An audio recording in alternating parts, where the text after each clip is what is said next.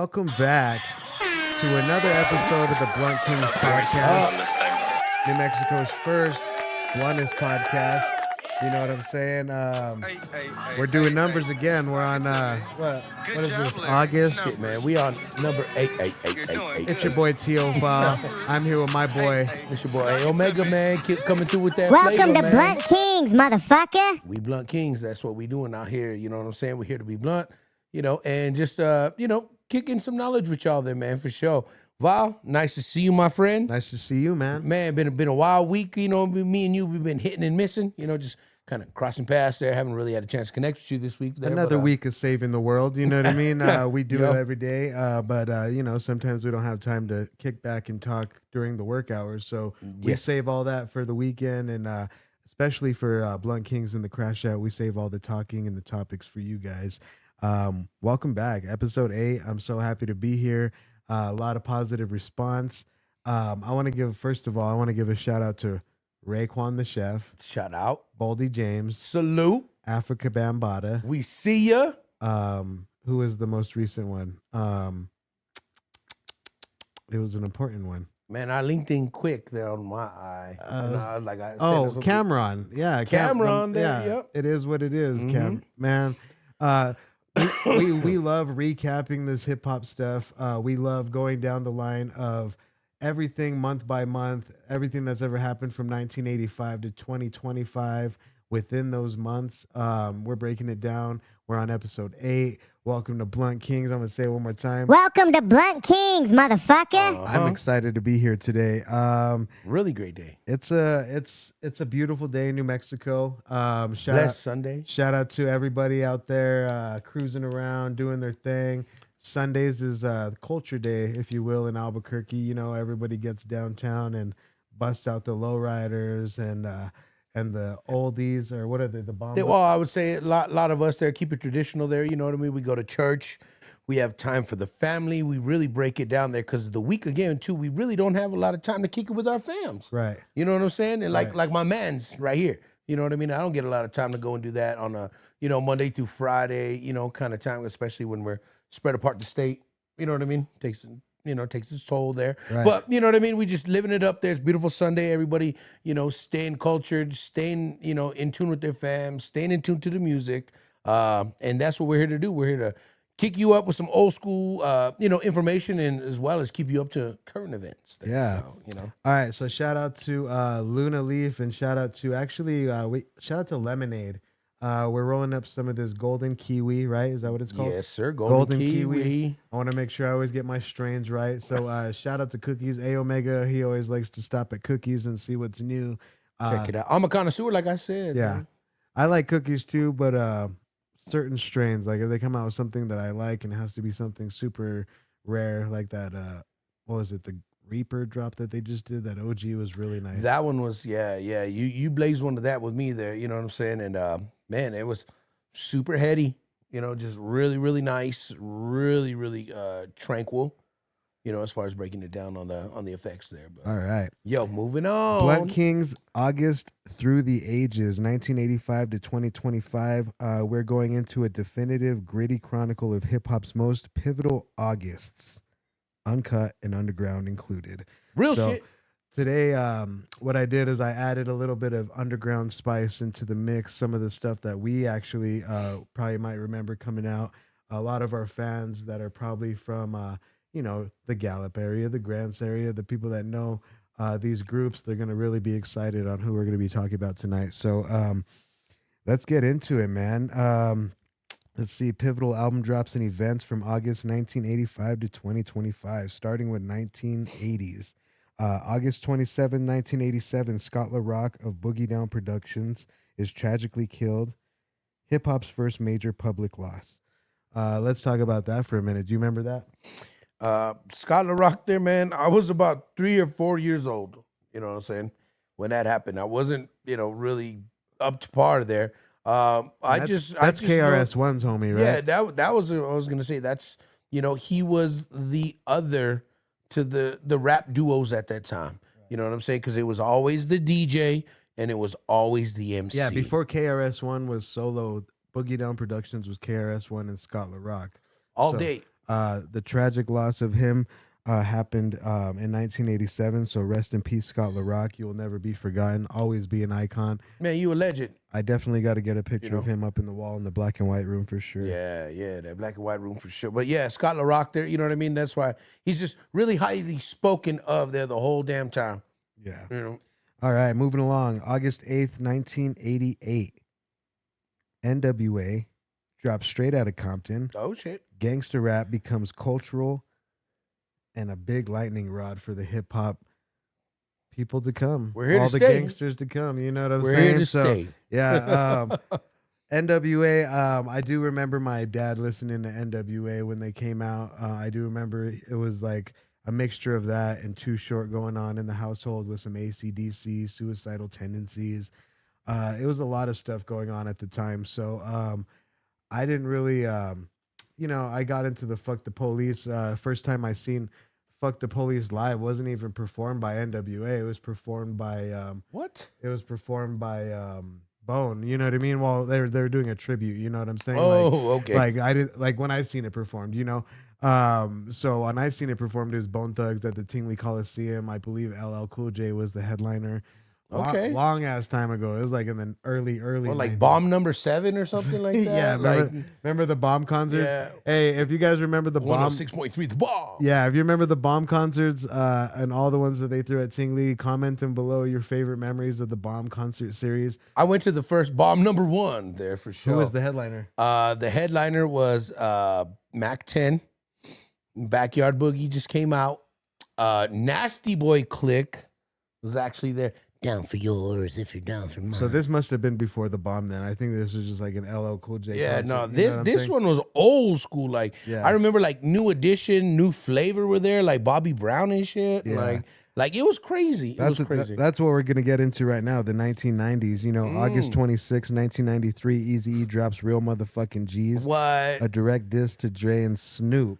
I remember hearing this for sure. Let's see. I know I put it in here.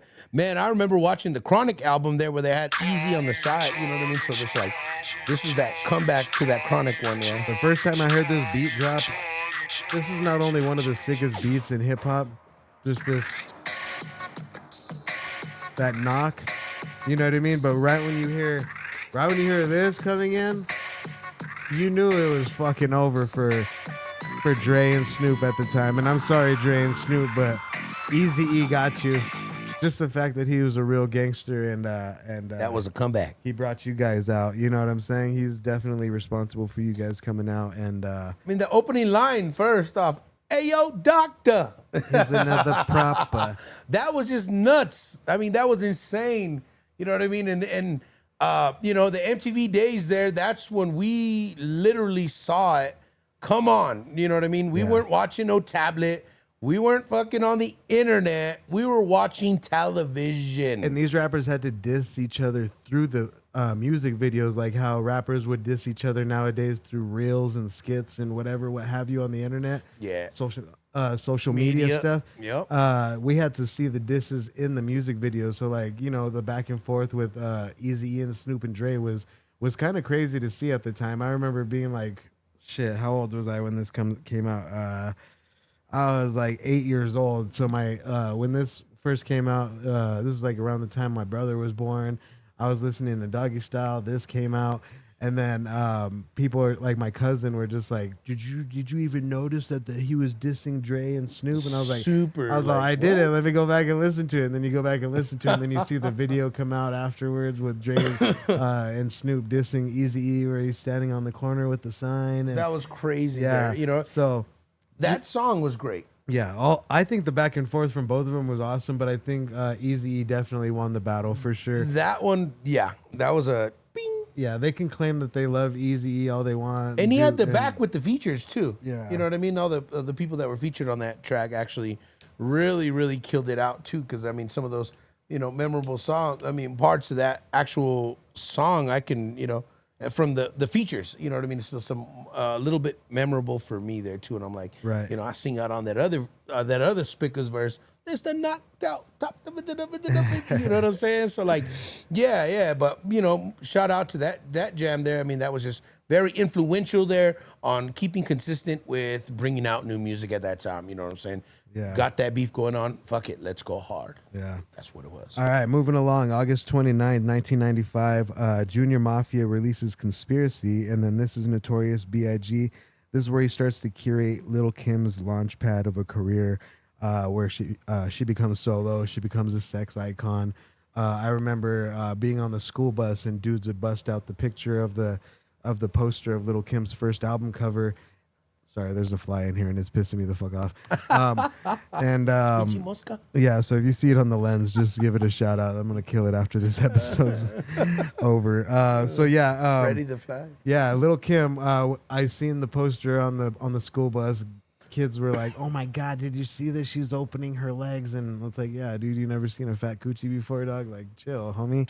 So it was just cool to see just the upbringing that Notorious B.I.G. put into Lil' Kim's career. You know what I mean? And again, that was all marketing, man. When all else fails, sex always sells. Yeah, no, and he You know knew what I that. mean with that, and then that goes back into the hoeing and pimping. You know what I mean? For sure, hoeing and pimping, man. Now, what's good? But I mean, she was a dope artist there. She had some shit to say, and What's good about these artists though, like Easy, and I don't mean to cut you off, like Easy and B.I.G. and Tupac, they were visionaries as far as they knew what people wanted to see. And at the time, a female rapper was kind of unheard of, but to have her coming out on this gritty shit and talking that shit like on some sexy ass shit, but with like a Biggie-esque type delivery, it was really cool to see. yo, I mean, sign of the times. That's those are the grandparents to Sexy Red and Glorilla. Oh yeah, You know what I mean? Like, those are the ones that laid the way for them. So, if it wasn't for them, they wouldn't be here. You know what I mean? Like, yeah, Beyonce probably, coming from her time was probably like Aretha. yeah. You know what I mean? Like, but yeah, moving on. No, definitely. August 3rd, 1995. We ride with him. You guys remember this?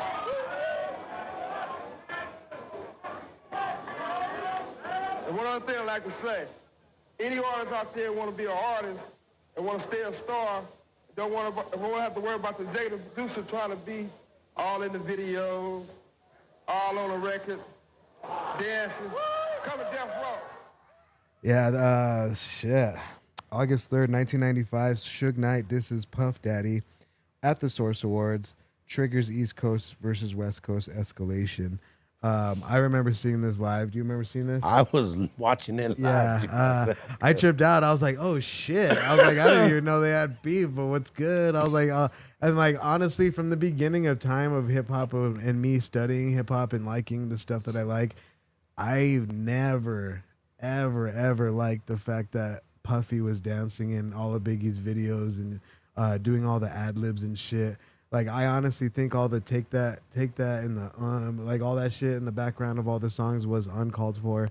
I think if Biggie would have did it, the records would have been 10 times better. You know what I'm saying? Yep. But that's just my opinion.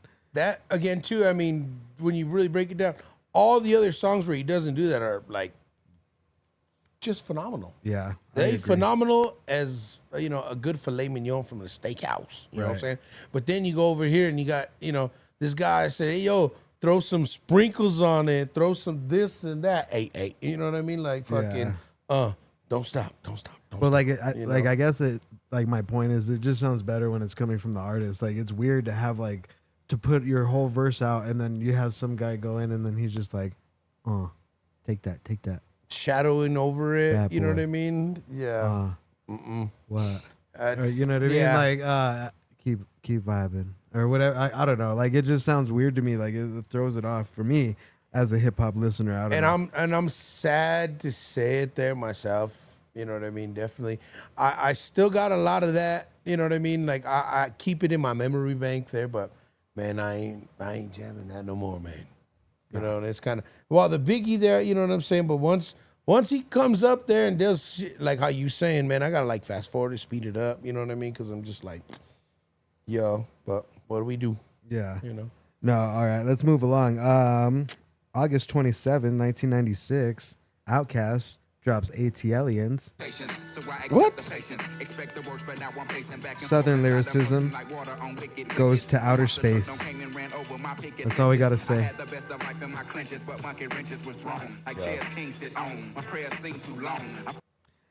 Andre 3000, Okay. big boy, always will be our top favorites here at Blunt Kings. Can never say nothing bad about the two. It sucks that they're not making music anymore, but I get it. It's just a different time, you know. Different paths. Andre 3000 was explaining that, you know, him playing the flute is what his soul wants to put out right now. You know what I mean? Like, you can't go 50, 60 years and be like, what else am I going to talk about that's super extravagant? He's already done so many ill-ass, intricate-ass verses that a lot of people still break down till this day. And I don't know. I love him. I think Outkast is dope. Outkast there. I mean, that one for sure. That one was definitely one of my favorite songs there on that one there. That's the Millennium track there. You know what I'm saying? Illenium. Yeah, Illenium there. That right there just hit me because I was a young cat. You know what I mean? And it was getting ready to be them. You know, just them different times. You know, we could tell in the '90s that shit was changing. You know what I mean? Pac just died. You know what I mean? All of this shit was just hitting us hard. And, you know, we were shifting as far as musically there, too. Elevators, you know what I mean? Jezebel. Man, I mean, you can go on this Wheels of Steel there, throw your hands in the air. You know what I mean? Like, all these, they were just classic. Party. This was like when you go to your auntie's house and they'd move the fucking, you know, little middle, you know, piece in the middle there, you know what I'm saying? That, you know, just to make a little dance floor, you know what I mean? Because everybody was hanging out and, you know, you had a Frito pie party, you know what I'm saying? And y'all just kick it there and, you know, everybody be dancing. You know, you probably had an uncle that was in the bathroom for a little longer than should have been. You know what I'm saying? Don't do cocaine in the bathroom. Don't do it.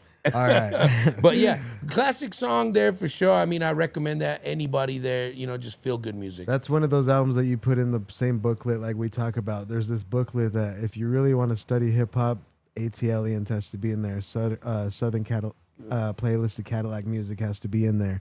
Even Love Box, or what is it? Speaker Box and the Love Below. All that has to be in there because they're all telling a story, whether it's solo or as a group or with features. They're all saying something, and you need to really do your research when it comes to this hip hop. Everybody, I'm talking to everybody. New rappers alike. All right. So this is stuff that we're gonna go into. This is why I'm wearing my ICP shirt. We got much love for the underground and everybody that came from it.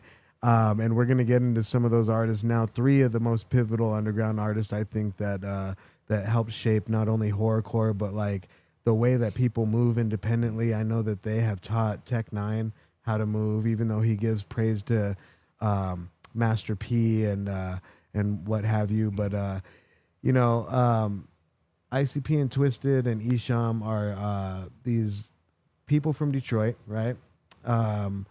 And they have reshaped. Artists. They have major artists, legends. You know what I mean? Underground legends, and not a lot of people give them the respect due. So we're gonna jump into this. August 4th, 1998. Twisted drops Most Tasteless on Psychopathic Records. It launches the flagship duo. You know, let's see. And I picked the most hip hop. Jamie Madrox is one of the best lyricists on the underground Mount Rushmore. Yeah. Oh. Yeah, we remember this. We're walking through the streets of Santa Fe and Albuquerque at this time. We were wearing our ICP shirts. We were getting hated on by the Eminem fans. We were getting in fights with Eminem fans, right? Like over nothing, over the music. It was not to mention the cholos, the gangbangers, man. Oh yeah, and some of them liked us, and some of them didn't. Some of them thought that we were just like weird, like Marilyn Manson-esque type kids or Gothies. whatever, like gothies, yeah, you know or devil worshippers or whatever. But some got it. You know what I mean? The ones that actually sat down and listened to ICP with us while we were smoking a joint or a bowl or whatever it have. they got it after they got it. You know what I mean? If you had a sound system in your car and you threw that shit in, that shit always bumped. Yeah. And it was just a good time to be alive. We went to a lot of these Twisted concerts. We went to a lot of these ICP concerts. Sure did.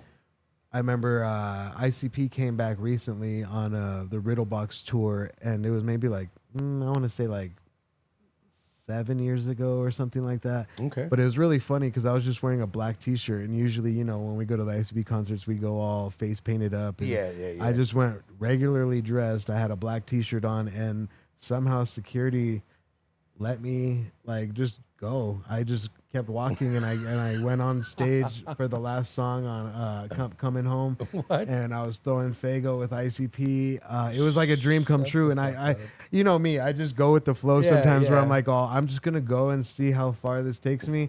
As soon as I passed the first door, I was like, oh, I'm in. And I went up. They and thought you were part of the crew. yeah, it was funny. I was spraying Violent J with Fago, and then Young Wicked or whatever the fuck his name is comes up to me and he's all, "Hey, bro, you can't spray J with Fago." And I was all, "Fuck you, dog. This is an ICP concert, homie." And it was just a really cool time to be involved in the ICP scene again after being out of it for like maybe 15 years. Yes. You know what I mean? How And funny. it was just cool. Me and A Omega remember the times we used to stand outside for the signings. We met Twisted. We've met them a couple times actually. Solid ass cats. Yeah, they're really cool Solid. people. Shout out to Monoxide Child. Shout out to Jamie Madrox. Really cool people, man. Moving along. Speaking of the underground legends, August 31st, 2004, ICP drops not only the Wraith Shangri-La, but they drop Hell's Pit as well. The final Joker's card, and I have something for it. Pick a card, any motherfucking card. That's Joker's card. All right. ICP will always go down in history as one of my most liked groups of rap. Shaggy 2 Dope, Violent J, really cool people. We've met them as well.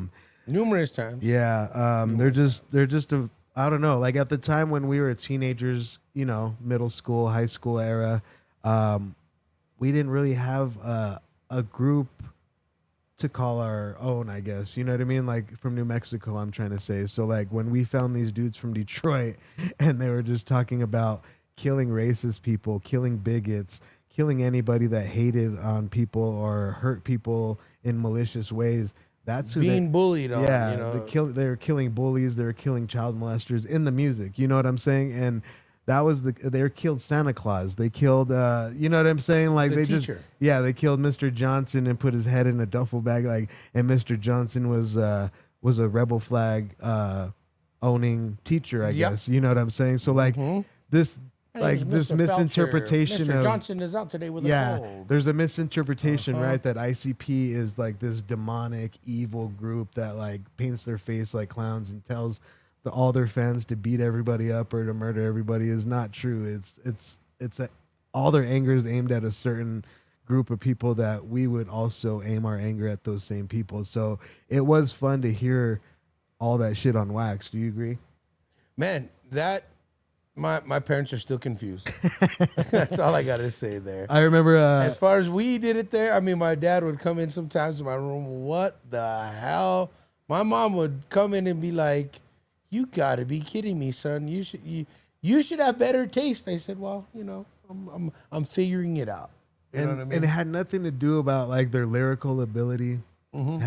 That was part of it. You know, they rapped really good for They just had a couple of very white guys good- from Detroit. You know what I mean? Very good storytelling. Yeah, they're good at storytelling. Their cadence was definitely there. The topics they decided to go off with was this Abstract. dark carnival, right? We have this dark carnival. Once the 6 Jokers card drops, the end will consume us all. I remember seeing that in the That's booklet. crazy shit. And dedicated to the butterfly. All these questionable things that you're like, what the fuck are they talking about? I gotta keep up with these motherfuckers to find out what they're talking about. What's the end conclusion there? Yeah, You know, what's is the end? reason What's why. the conclusion? That's the reason why we listen to him. You know what I mean? And I remember my mom used to be like, "Why are you putting shit of this guy running with the machete or a meat cleaver on your fucking notebooks and fish tanks everywhere. I was like, it was just a Jamaican guy with a melted popsicle. Mom, like, leave me alone. Like trying to feed her, Melted popsicle. trying to feed her bullshit. And shout out and my she, dudes. yeah, she wasn't having it. Uh-huh. It was just a cool time to be alive. ICP, you guys will always be the number one group choice for us, just based off the creativity and the funny aspect that you guys took in hip hop. And you would tease the shit out of it. You kept it real, Yeah. like mama jokes. You know what I mean? Like, One of the funniest lines. I looked up at the Goodyear blimp and it read "Ice Cube's a bitch," and I was all, what the fuck does Violent J have a problem with Ice Cube all of a sudden? And now we're digging in for information, Yeah, trying to see what it's about. And then it you know? railed us back in. We're like, what's going on now? And so, like, back then we didn't have the internet. We kind of did, but it was only to find their lyrics. Yeah. Like, and I remember me and TOE, we got kicked out of the downtown Santa Fe library Oh, shit, you and Matt. for downloading and printing all kinds of Great Malenko lyrics and Tunnel of Love lyrics and Tunnel Okay. of Love pictures, the explicit, the XXX rated. Oh, yeah. I album remember cover that. with Shaggy and he put his face on a porno star and shit like that. Like it was just like we didn't know what the fuck all this was, so we were just so intrigued. It was super fresh. It was like super underground, super fresh. Still a little punky, morbid-ish there. You know what I mean? The horrorcore was there. You know what I mean? But they were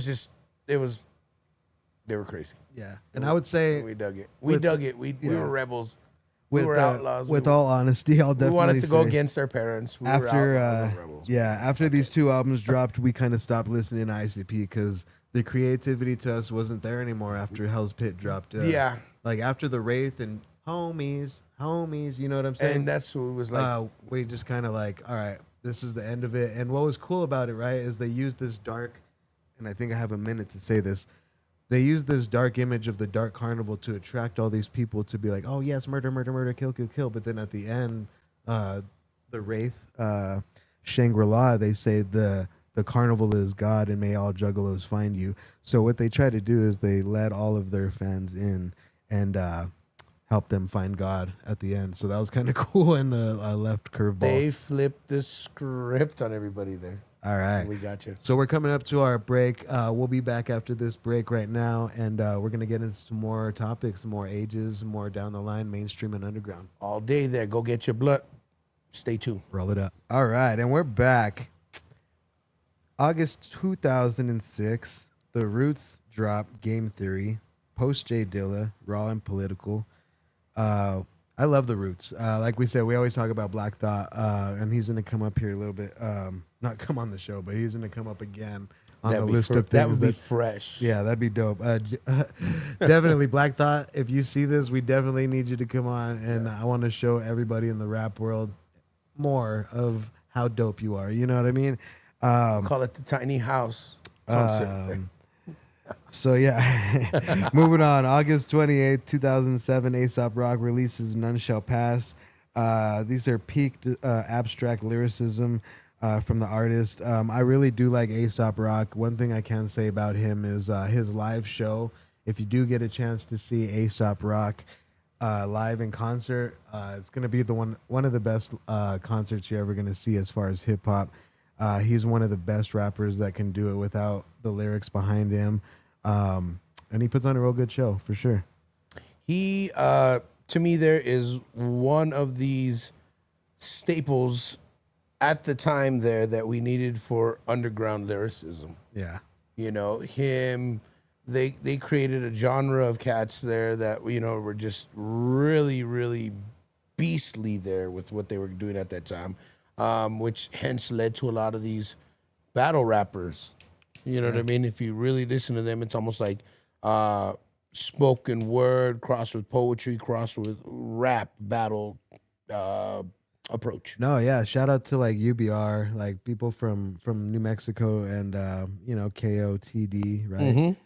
They do a lot of really cool stuff, and yeah, They're always on it, like Gene Gray's. You know what I'm saying? Like a lot of the old school cats like that. Like, you know, just we remember them. You know what I'm saying? But we wasn't like really at that pivotal point at that time. But I think we might have a little No, drop. like I had a couple friends that listened to like A$AP Rock and Mhm. Mr. Liff and stuff like that, and that's how I Yeah. ended up going to like the concerts and stuff like that. But Yeah. other than that, I just never had them in my CD catalog, if you will. You know? Yeah, yeah. Wasn't in your arsenal. For sure. I mean, you were gonna go pop that out at just like any old backyard party and be like, change that channel. Who put that iPod in? Change the track. You know what I'm saying? Yeah, definitely. And it happens. It happens like that. You know what I'm saying? And again, too, you gotta pick and choose and play what you think everybody is gonna. I mean, that's the thing about it's hard about being a DJ. But A$AP Rock there, yeah, I gotta give it up to, you know, for him there for sure. I mean, just a staple in the underground hip hop community forever. And Talib Kweli, moving on, August 21st, 2007, drops Eardrum, you know, lyrical thought meets modern polish. Really good album. Like has commercial, you know. It was hard at that time. You know, I mean, the limelight really did change there. The industry ear was changing there. You know what I Right. mean? They were starting to cater a little bit more to the flash and pizzazz as opposed to the lyrical, I mean, just life-changing songs, you know what I mean? People that actually paint poetry with their words. Yeah, you know what I Talib mean? Kweli is always going to be up there with the best lyricist. He started off like places like Lyricist Lounge and Raucous Records, and ended up being one of the best, you know, rappers in the game. And we need to see some more from Talib Kweli. You know, I think so. Yep, for sure. That's right. what I do. Moving along, this is one of our favorite rappers of all time. Esham, August 26, 2008, releases Sacrificial Lambs, an underground horrorcore staple. I'm sorry. I haven't really listened to this album. I kind of stopped listening to Esham like probably like 2005 or 6 maybe. It was just a time where we were starting to stop listening to stuff and, you know, starting to hone in on our own craft when it was with the Sanctified Poets or when we ended up creating TIO. We were shifting into, instead of listening to these folks and you know, being heavy influence, we were listening to our own influence. And Lot that's of when we beats. decided to start being artists ourselves. Yeah. You know, being lyricists and being, you know, just involved with singing, harmonizing, you know what I mean? Like we just try to really figure it out at that time. And, you know, But shout out to Esham nonetheless, you know. yeah, Underground, I mean, when we underground met him, legend. it was dope. It was dope. He was a millionaire by the time he was 18. He started off stealing radios from people's cars and selling them, and then he started selling other things, if you will. Of that nature. And he was literally a millionaire at the age of 18, dropped Booming Words from Hell, Homie Don't Play That, such classics like that, and then came back to Psychopathic Records and dropped Acid Rain. That was dope. Repentance, and those were actually really good albums as well. My favorite album from Esham's always going to be Dead Flowers or Closed Casket. Those were just pivotal. Oh, that was crazy. In our upbringing. I always liked the Vault, you know, because it was like the greatest hits of all of his stuff there. You know what I mean? Yeah. But And he had a bunch of those too. Like there were just a bunch of different Vault releases and unreleased tracks, mixes, and stuff like that. super mix of acid rap. You know what I mean? That's what we used to call it, like acid horrorcore rap. You know what I mean? Back in our day. You know, we had to like change it because there was like acid jazz and acid hip hop, or you know what I mean, acid rock. You know what I mean? So, you know, just how we thought in the '90s, like how to categorize it. You know what I mean? That's, you know, we were still young, trying to figure it out too. No, and then we move on to the Esham. 2010s. August 2010, we get a bunch of classics. Bun B drops Trilogy on August 3rd. Esham drops another album, Suspended Animation, same day, August 3rd. No shit. I think we got a sample of that album right here. The government's fucked if the president acts off. Be like Bush, drop a bomb and tell him back off. Why these senators sit around and jack off? I'm on the corner where the killers get the crack off. Crazy arithmetic, got subtract off. Another bum when I squeeze the mag off. Arm, leg, arm, head. I hacked off from Iraq to back and back. You get clapped off. So it sounds like this album was super rocky, super political, if you will. You know what I mean? Fuck the government type shit. He's angry. Yeah, he's always kind of been like that, but I guess he kind of aimed his attention more towards the government than Eminem at the time. They did have a beef, which I believe Isham actually won that beef as well. He kind of exposed some things that not a lot of people really knew about Isham because they came up in the same city, so Isham was easily accessible to any kind of real dirt on Eminem. You know what I mean? So shout out to Isham for sure. What do you guys say about Isham? Isham there, again, you were turned on to me a little bit later there because I was already down with the clowns. Right. You know what I'm saying? I was already down with, with Violent and Shags. Well, we heard him like on Carnival of Carnage, and that was like kind of like Yeah, the first and it was spark. like a little spark for us because we're like, hey, that guy's kind of dope. Let me dig into his catalog. Right. Let's see what he has to offer. And we're like, how far back does this guy go? Yeah. And we started digging back, and it was like 88, Yeah, 89. you come to realize that 90. this guy's the guy that And I'm influenced like- everybody in Detroit as far as the horrorcore Yeah. sound, and you're like, And oh that's my when I was God. like, okay. And everything he did, you know what I mean? He had like Steve Miller samples and Oh, yeah. chops and cuts and Before like real anybody. Rocky, kind of like, you know what I mean? Like just crazy. Like crazy Envy the samples. Sunshine and Watering My Plants by Larry June, you know what I mean? And I'm comparing Yeah. and what is it? The Sunshine, right? Right. By My Isham. life, my life, my My life. life, my life. In the Sunshine. Yeah.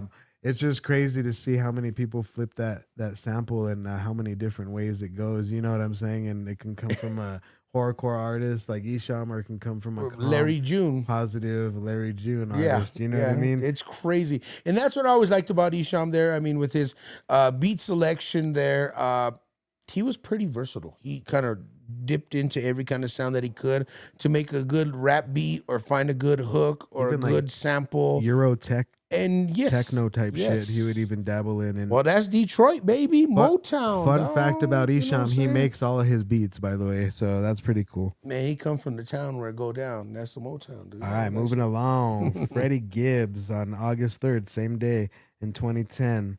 His early mixtape, Straight Killer, drops. I believe we have some of that right here. Okay.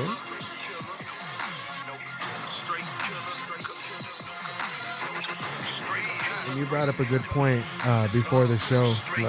This sounds heavily Jeezy influenced, right?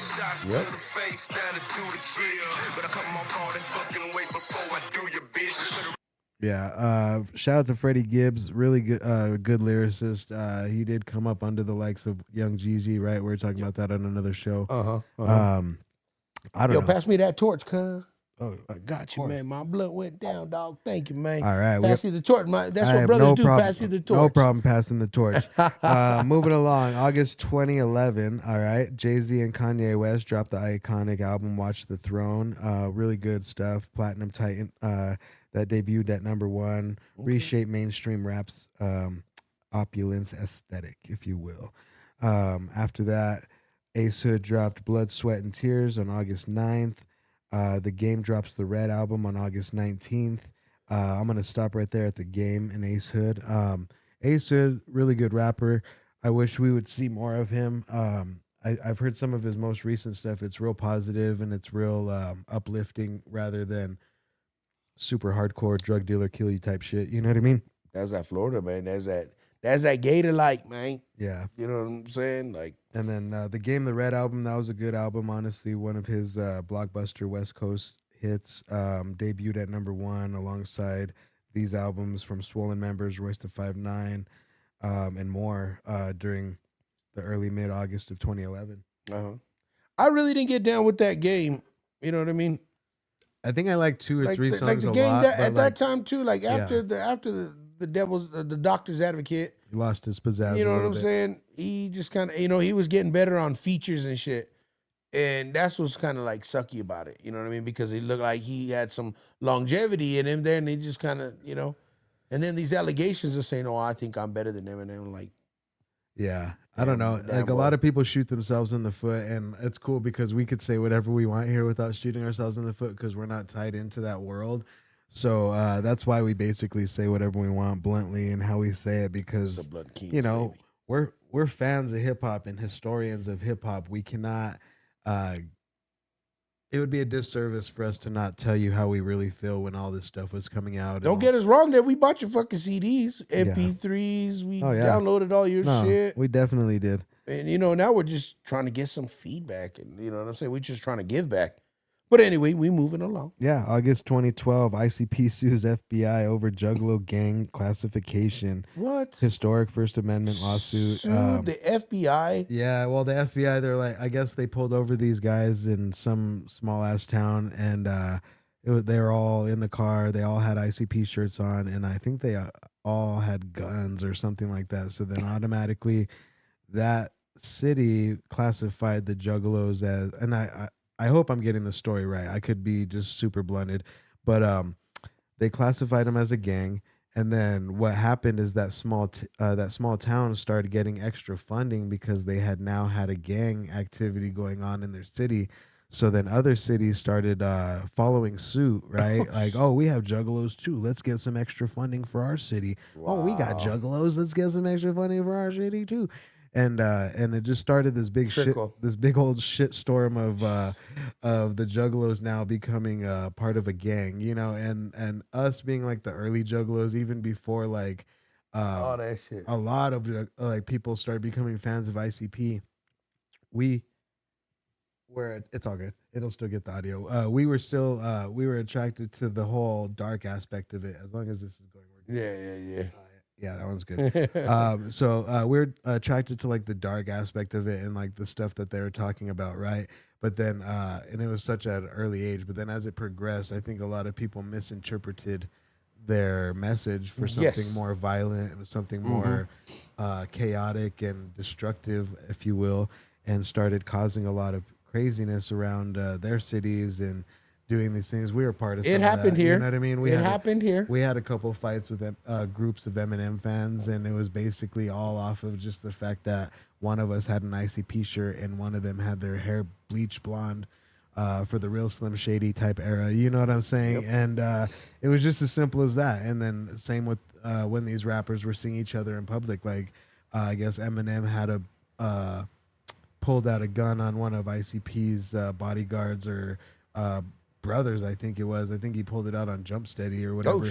And just a bunch of bullshit. You know what I mean? Yeah. So like all of that fell into the thing of ICP and their fans are now gang members, and ICP is the gang leader. That's crazy. And I believe that was 2012, huh? Yeah, and the case is still going on, I believe, till this day. Honestly, I watched. I wouldn't doubt it that it dragged something from the FBI. They're going to drag that out for 20 years plus. Oh yeah.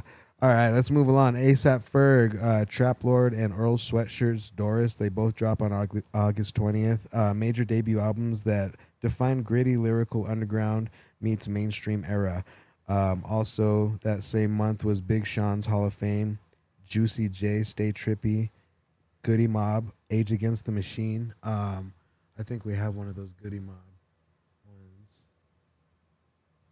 But yeah, Goody Mob is always going to be one of the best groups ever. Goody Mob, I mean, just an instant classic. So this album sounds a little bit more like revolutionary meets like blues, like, you know what I mean?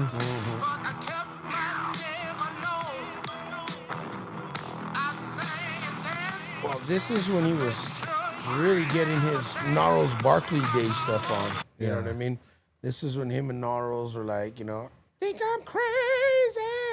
Yeah, you know shout out to CeeLo. Days there for Shout out CeeLo, definitely. But I mean, just bringing back the crew. Yeah. Do something with them again and seeing, always getting back in the mix. You know what I mean? Some people are like, hey, man, I want to jam. Yeah. Even if you out there being big and whatever, hey, let's do a little jam out. You know what I mean? See if we can make a new album. Right. You know what I'm saying? For sure. But yeah, that was a quiet one. Really didn't. There wasn't a lot of push behind that as far as like the market. Like the Goody Mob fans probably like heard that more than anybody, and then they're just like, whoa, this is like futuristic, like blues. Well, like, that thing stomp kind your of feet shit. The sound reminds me more for like if it was for like a Netflix show. You know what I mean? It could have been on Sinners or something. You know what I'm saying? Like a Netflix show, like kind of something to that speed. Because a lot of stuff was shifting over right there at that time too. Yeah, definitely. You know what I mean? But yeah, shout out to CeeLo, shout out to Goody Mob there. You know what I'm saying? Big Sean there. Shout out Juicy, man. Yeah. Hey, man. All right. That was like that Blue Dream era. Moving along. August we were dreamed 2014. up, for sure. A prolific month packed with critical indie and mainstream albums, starting with August 5th, Codename, Ego Stripper, Cess Cruz, Articulate Strange Music, Exit Record, debuted at number 40 on the Billboard 200. I like Cess Crew. They're pretty dope. I've seen them in concert before.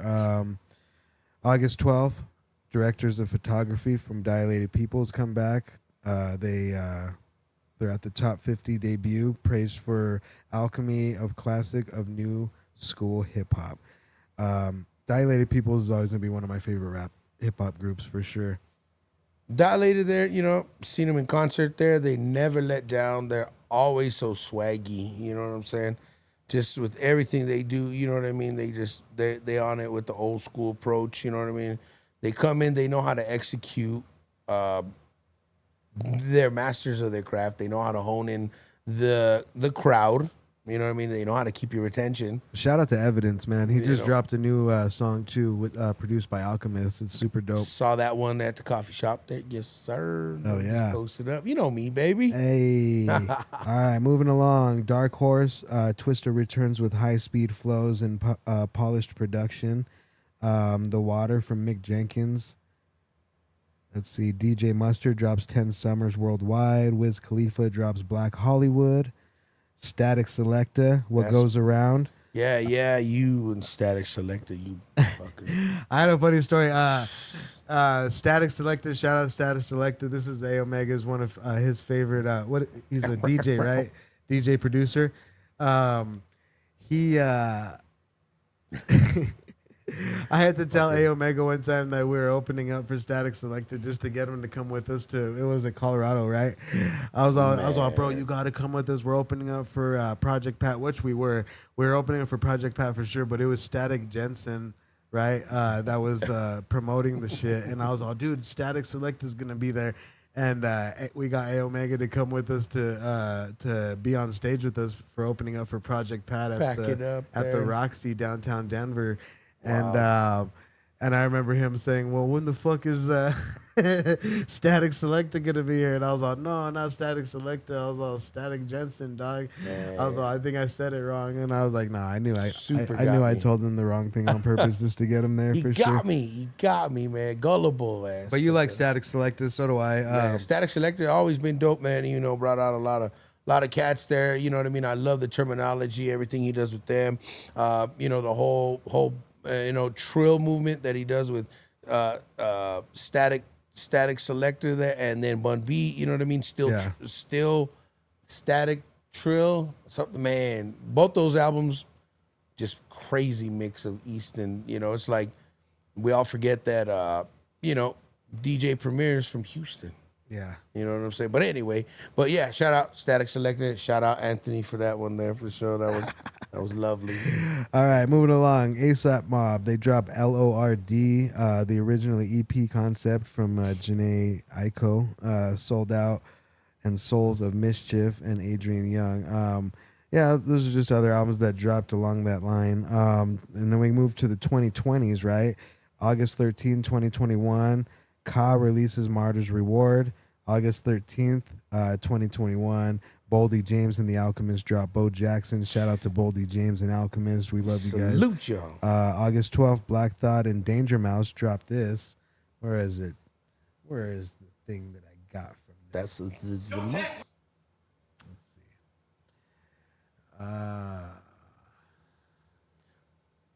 We will find it for you momentarily, folks. So this is when Black Thought and Danger Mouse teamed up, dropped Cheat Codes.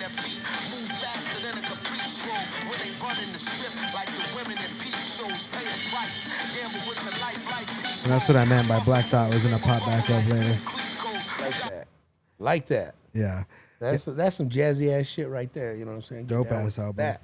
Yeah. And then right after that, August 26, 2022, Rock Marciano and the Alchemist released The Elephant Man's Bones.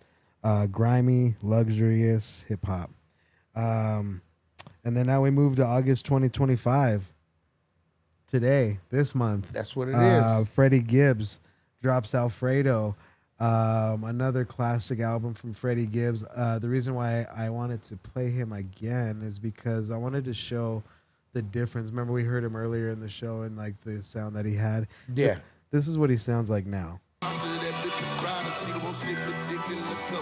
So I supplied a tree that whole like Henry Hill, got a mix in this liquid powder. I gotta go home, my baby mama making empanadas, gracias de nada. I'm blessing tables and saying grace. Smacked him in Miami, his boys jumped me, he played it safe. Bitches in Buffalo did the same thing, they was going place. N.W.A on his good foot, but he ain't bust a grape. So it's crazy how he could switch up from going hard like on that Jeezy tip and then really slowing it down on some of these intricate Alchemist productions with these really grimy ass loops and you know. And that's what he's talking about when he got jumped by Griselda. Yeah, I remember we were talking about that. Was it the Crash Out? We were talking about that. That was that one there too. Yeah. For sure. So and again, we don't fake the funks.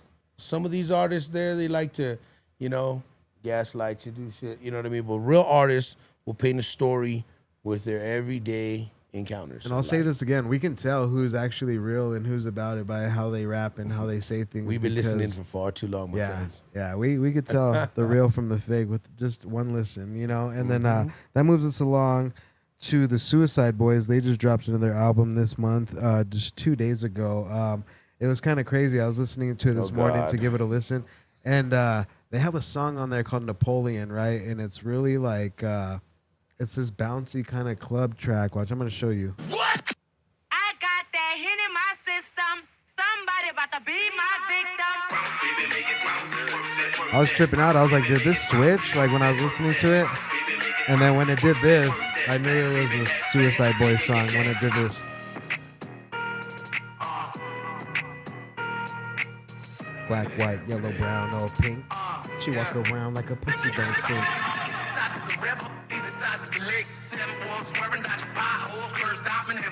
Yeah. So shout out to Suicide Boys. They're always dropping some shit. You know what I mean? My brother likes them a lot. Shout out to Cambo. What? You don't like them? I don't like. You don't like Suicide Boys? I never like Suicide Boys. That's cool. I know. Never, ever. I know someone you do like. The most valuable. Bars that'll clap you. Black British rockers with diamonds in the tassels. Hip hop is back. Shout out Ghostface Killer. Supreme Clientele 2. That's that woo. We need that woo. Yo, Ghostface Killer will always be the most original lyricist on the planet. The way he tells stories with the way his bars formulate and run into each other, and then the words that he rhymed like 20 seconds ago come back and still do its thing. And stupid crazy. And they don't lose a beat.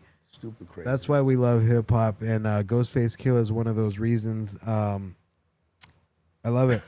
Hip hop is going in a really good direction right now. We're in August. This is keep Blunt it up, Kings, baby. You know what I'm saying? Welcome to Blunt Kings, motherfucker. And we want to thank every one of you guys for bearing with us. We smoke a lot of weed. We go down this timeline of hip hop each week for each month of hip hop that happened in 1985 to 2025. That's what we do. That's how we keep y'all staying alive. Keep that brain alive. And this is all for the hip hop heads, and all the rap heads are like, oh shit, I didn't even know about that. And, I forgot about that. These guys brought up a really good point about this. And shout out Safari for saying that about how we broke down the whole Alchemist thing. Shout out Ray. And we salute you, dog. We're gonna get him on one of these shows. We're still setting up for guest episodes of people that want to come on Blunt Kings and Crash Out. It's mainly going to be Crash Out that we're going to get guests for, because I want to hear what a lot of these people have to say when we bring up these topics. We want them to crash out too. Yeah, we want to invite everyone to crash out with us, as well as smoke with us on Blunt Kings. Make sure you guys like. Make sure you guys subscribe. Make sure you guys share, comment, tell your friends about it. Show it to your mama, man.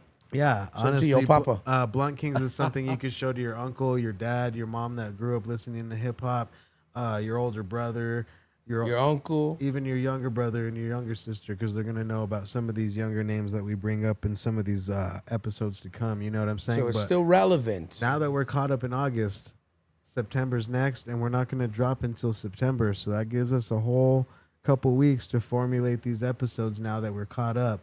And you're gonna hate us. That's all we saying. Yeah, We you're blunt kings. Yeah, we're the bluntest kings out here. This is Albuquerque's bluntest podcast. I'm T.O. Val. This is my boy Hey, Omega. with the funky dough flavor, man. Wake up, blunt. Brush my teeth, blunt. Breakfast, eggs, coffee, and a blunt.